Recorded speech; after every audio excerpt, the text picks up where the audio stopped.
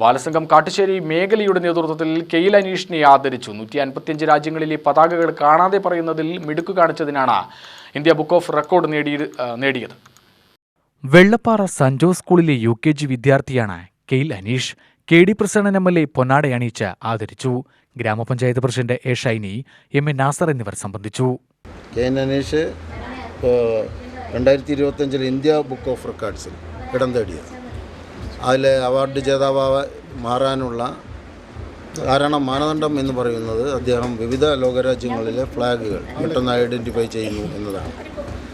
എല്ലാ ഫ്ലാഗുകളും ഇവരുടെ മത്സരത്തിൽ പങ്കെടുത്തുകൊണ്ട് കെയിനെ കാണിച്ചപ്പോൾ വളരെ വേഗതയിൽ ആ ഫ്ലാഗുകൾ ഏതു രാജ്യത്തിൻ്റേതാണ് എന്ന് പറഞ്ഞ് മിടുക്കനായി അവാർഡ് നേടിയ കെയിനെ കാണാനാണ് ഞങ്ങളെല്ലാം ഇവിടെ ഒത്തുകൂടിയത്.